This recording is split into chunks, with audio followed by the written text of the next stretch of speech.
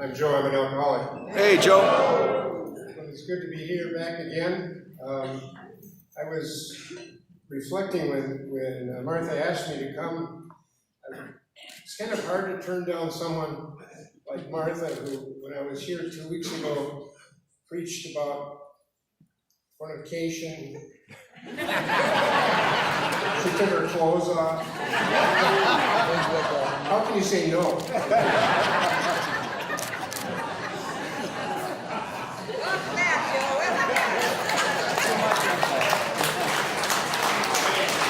For those of you who don't know who I am, I was one of the people that were dragged in here at the first, and we put together, actually, the old church. Bobby and I and Terry McKinley worked at trying to put together a recovery church. And, we really didn't know what the hell we were doing. I mean, that's just straight truth. And it was God's stuff all the way through. It really wasn't us. And you kind of are a testament to that, all of you that are here. And so many new faces. One of the beautiful things about this church is, there are people that come and go, and it's hard for pastors to understand that because, pastor thinks you come here, you should be here for the rest of your life. But this is kind of a transitional church, and the reason it's a transitional church because our lives are transitional. Our lives come in and out throughout our lifetime. Those of us who are in recovery, it's not like we're so settled that we're going to be settled all of our life. We struggle.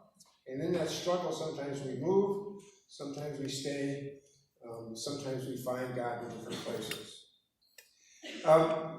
Martha asked me to come because she knew that I was going to be in town. I told her I was going to be back in town the last time I was here because there was a Gustavus swimming team reunion that they have every year, and I'd missed a number of years, and so some guys had been calling me and bugging me to come to this reunion.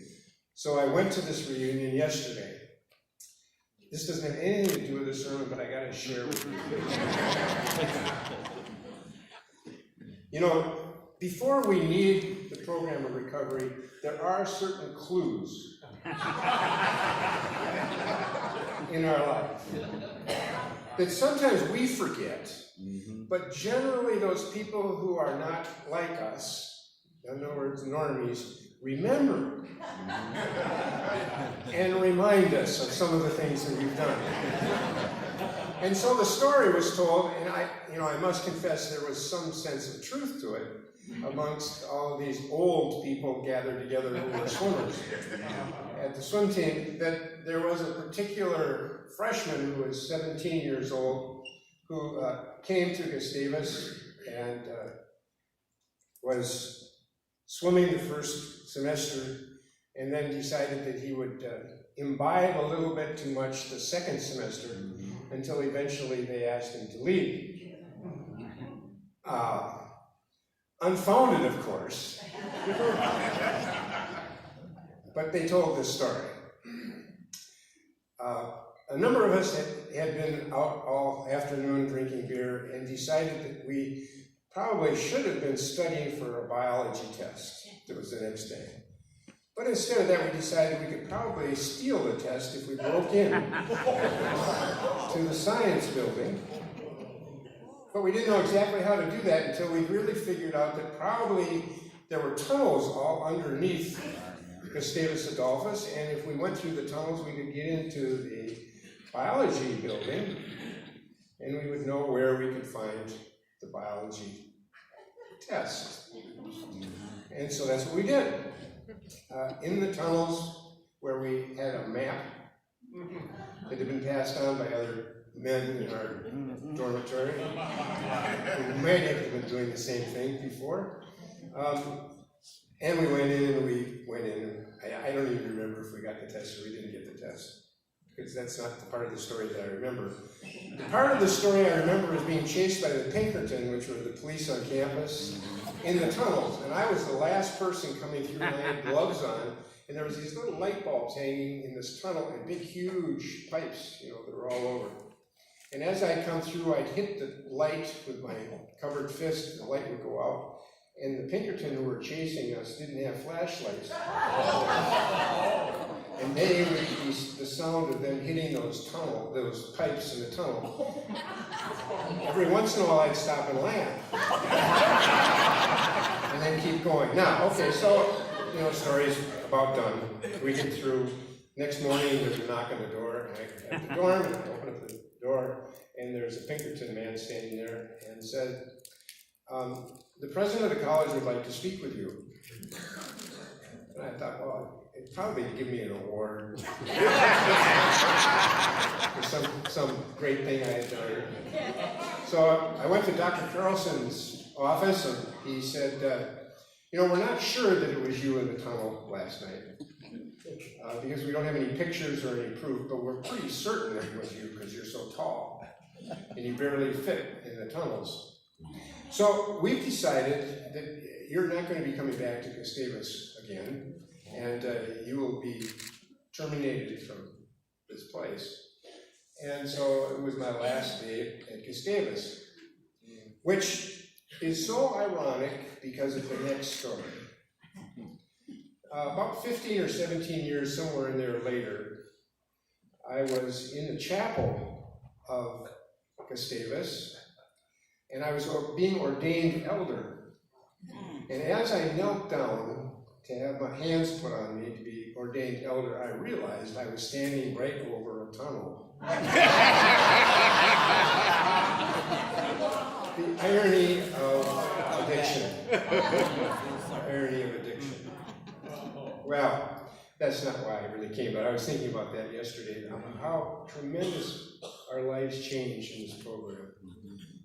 And how miraculously we can be a new creation in the process of it. I want to talk today about forgiveness. And it's going to be a little bit different type of forgiveness. I'm not going to talk today about God forgiving us. That's kind of a no-brainer. I'm going to talk today about us forgiving us, which is much more difficult. The piece of scripture that I've taken out of the Gospels is a piece that's kind of about forgiveness, but it's not exactly about what I want to talk about. But it's about the only thing about forgiveness that comes close, and that's about forgiving other people. It's the parable that most of you know about the unforgiving servant. Peter came to Jesus and asked, Lord, if my brother keeps on sinning against me, how many times do I have to forgive him? 7 times, which was the custom. No, not 7 times, answered Jesus, but 70 times 7.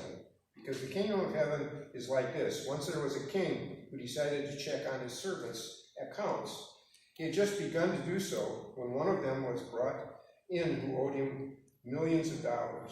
The servant did not have enough to pay his debt, so the king ordered him to be sold as a slave with his wife and his children and all that he had in order to pay the debt.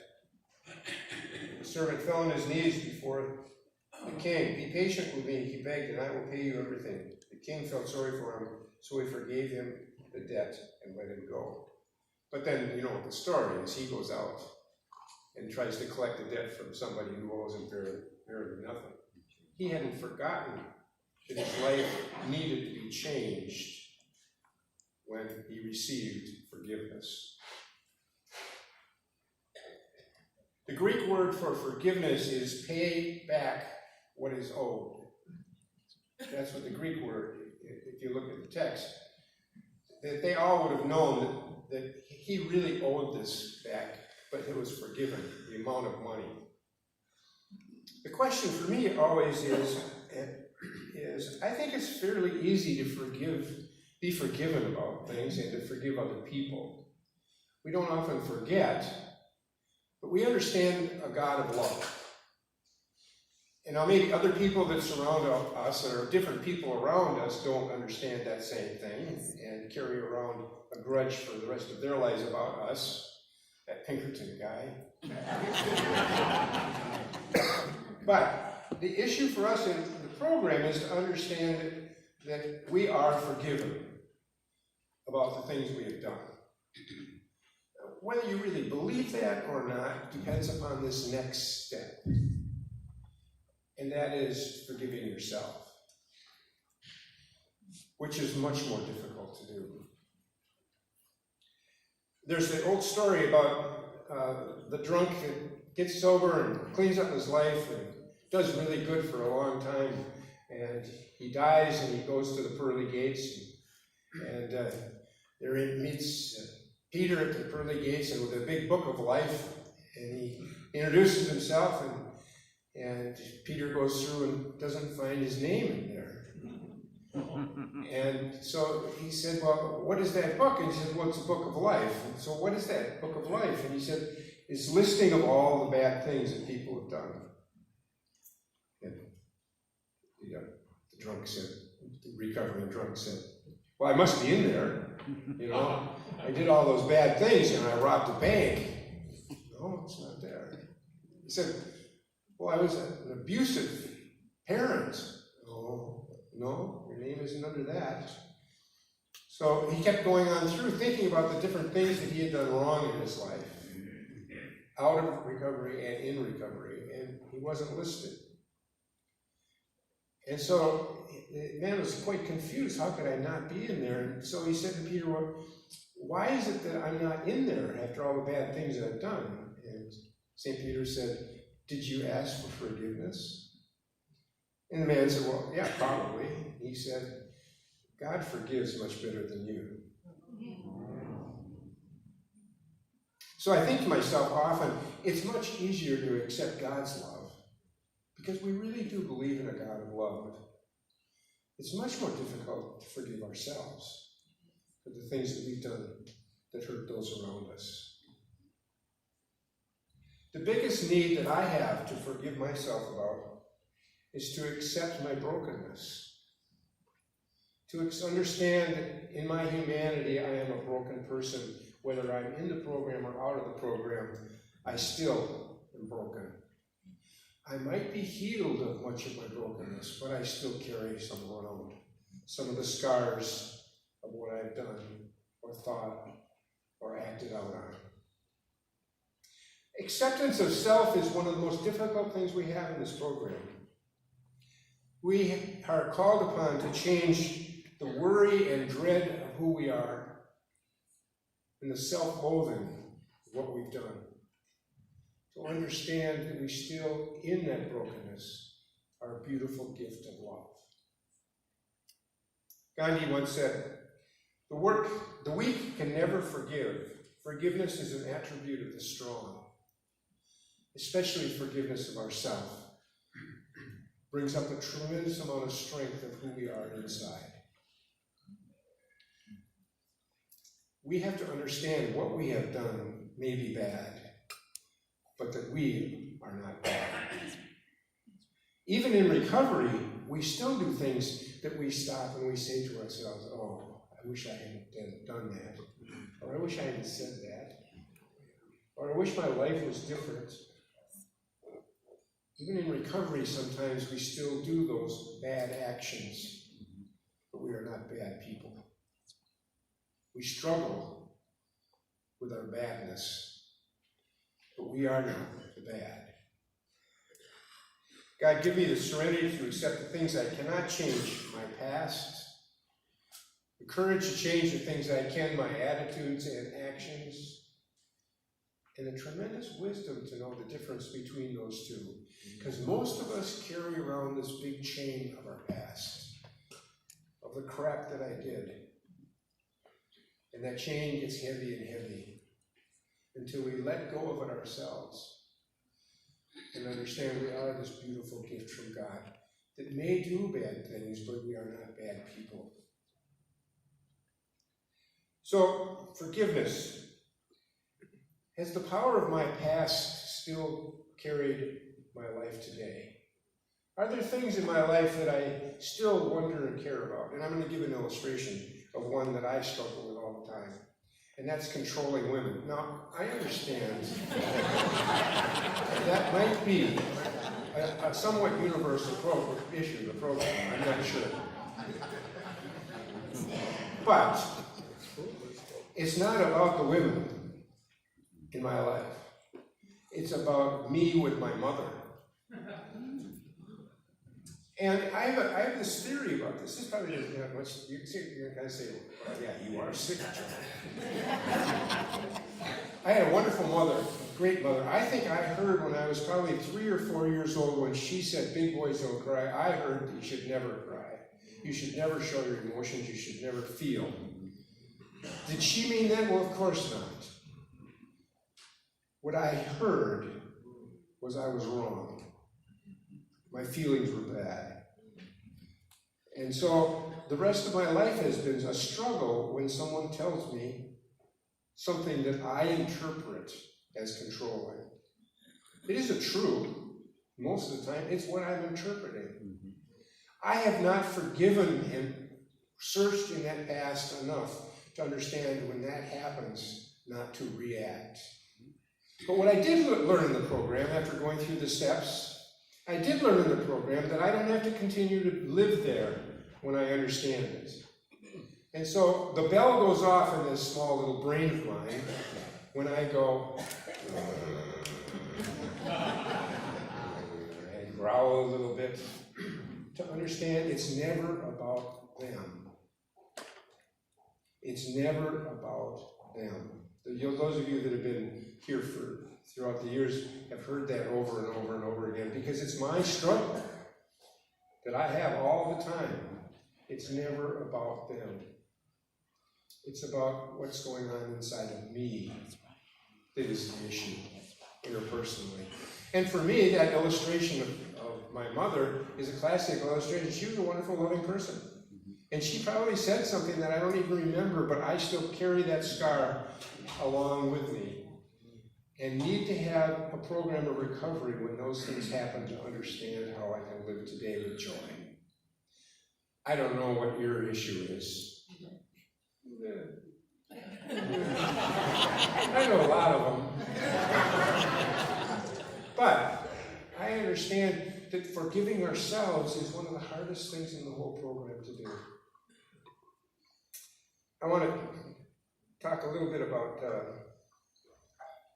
a number of years ago, many years ago, I wrote a little pamphlet here, and I don't know where it is exactly now, but it was how to work the steps in all of our programs.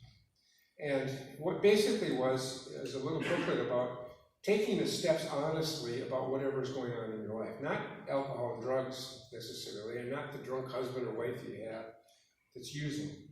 It's about taking a problem and working through the steps with the problem. I find when I work with sponsees because I'm retired, which is unfortunate for them. I have people fire me as a sponsor, and I love that because I finally got to them. You know, I'm serious about that. I finally got to them. I had taken it and I'd ram it in, and finally they just bust, and I go, well, finally. And sometimes they come back and sometimes they don't, but that's their problem because it's never about them. It's about how I deal with it. But working the steps in our problems, we think often is an alcohol, drug, or using other issue in the 12-step program, but it's not. It's how do we take all and any part of our life and go through the steps and as quickly as possible. So it's not about forgiveness. It's about acceptance. It's not about the other person doing something. It's about how do I deal with it inside here? And what do I have in my toolkit that I can pull out and use in those relationships? Self-acceptance. Self-acceptance is the answer to all of our problems. You know, I have to share with you, when I first went to AA, and some of the things that were said were the stupidest things I'd ever heard in my time. And at the top was page 417. Acceptance is the answer to all of our problems. I must confess, it took me many years to understand that was talking about something other than what I thought it was talking about. Acceptance is the answer to all my problems today. Well, first of all, I thought that was absurd, because I accepted numbers of things in my life. When I am disturbed, it is because I find some person, place, thing, or situation, some fact of my life unacceptable to me. And I can find no serenity until I accept that person, place, thing, or situation as being exactly the way it's supposed to be at that moment. Right there I stopped. That's done. I didn't believe that at all. And I struggled with that for years to understand acceptance is about accepting what's going on inside me, not what's going on outside of there. You understand what I'm saying? Acceptance is what's happening inside me. Am I feeling judgmental? Well, I have to deal with that in here. Have I gone through the steps to understand that inside of me? Well, talk about a controlling woman. I've gone through that so many times. When I start feeling being controlled by anyone, I go back to, what is going on in here, Joe? Stop. That's the hardest thing I have to do interpersonally. Does it go away? No, but it gets easier. Maybe I just don't surround myself with people that try to control me. I don't know. Maybe that's why I like my golden retrievers so much. That's not very smart. Am I number one, step one, am I powerless over my past? Number two, do I believe in a power greater than myself that can help me heal my past and heal me in the moment now? Three, am I willing to give that power of the past over to a greater power than me? Four, where does your humanity get in the way? Where does the nature of who you are pop back out? I want to be right all the time, don't you? I mean, think of times in which you want to be wrong. I suppose some of my wives might say they can think of a few, but anyhow, that's a different story. That's a different 12-step issue. 5, will you share that with somebody, a broken part of yourself, with someone else at that moment?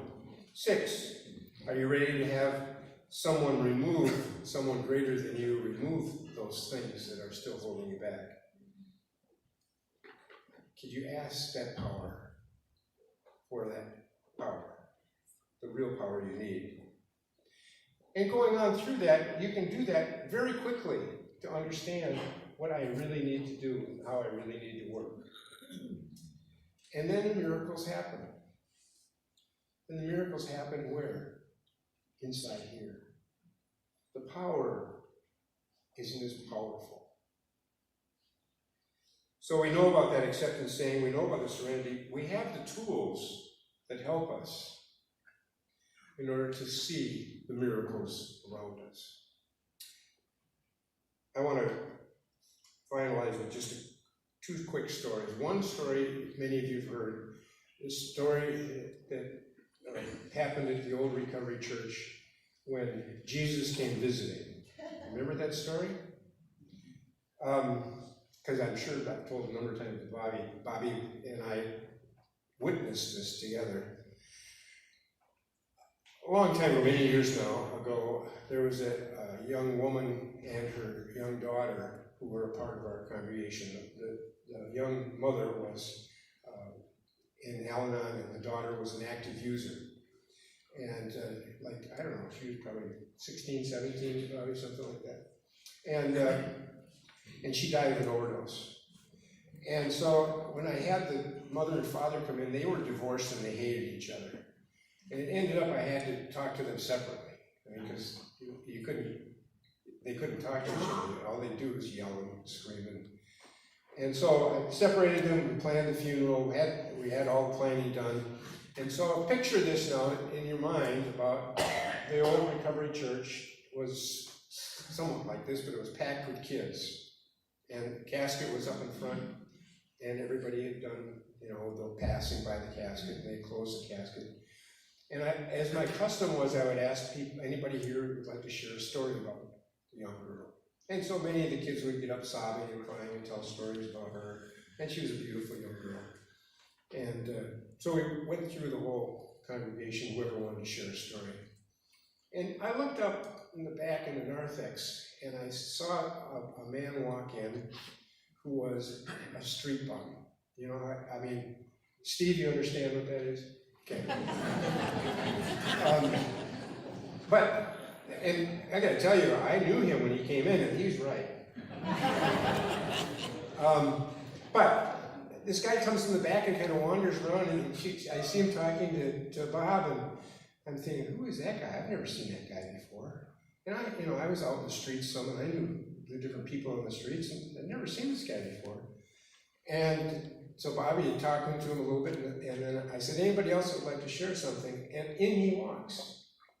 And he walks all the way down, and he turns to the father and whispers loud enough so I could hear, because I was right up there, she's going to be okay.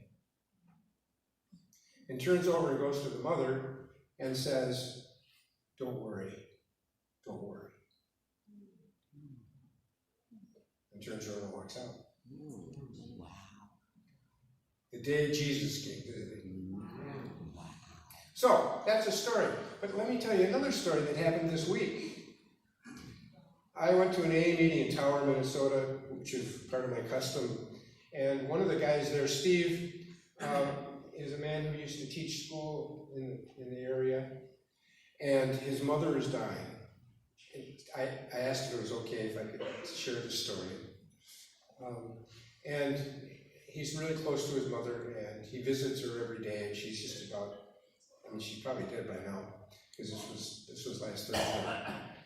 And so he's telling me the story that he went to Zoop's grocery store in Tower, and he's standing there at Zoop's, and in walked a native woman, young woman, in her 20s, he thought, who reeked of alcohol, and came and walked right up to him. And he said, now, I know all the kids because I used to teach school. I know all the kids at that age bracket, and I'd never seen this one before. He said, as she came, I kind of stepped back a little bit because I could start smelling her from a long ways away, and she kind of slurred her words. And she walked up to me and says, your mother's going to be okay. And turned around and started walking out. And he stood there for a little while and saw her turn on the side of the aisle. And he went up and towards the front, and she was gone. Wow. Now, I'm a pretty rational human being, you know. But occasionally there happens those moments when Jesus comes visiting that kind of just go, wow. You know? That's us. That's us. We are those moments. We have that power and capability because of being a person who forgives ourselves. And every time we forgive ourselves, we become that Jesus in life. And we have that power to do because of this program. We have the ability to go through the steps to understand that I am a beautiful gift from God. I have done bad things, but I am not a bad person. And I'm called to bring that love to the people around me. The night I had my last drink was 25 years ago now, and I had beaten myself up pretty badly. And my friend Bill was called to come over because I had a shotgun and I was ready to kill myself. And Bill took me in the basement of the house, and he said these words: don't beat yourself up so bad. The world does a good enough job. You need to be graceful.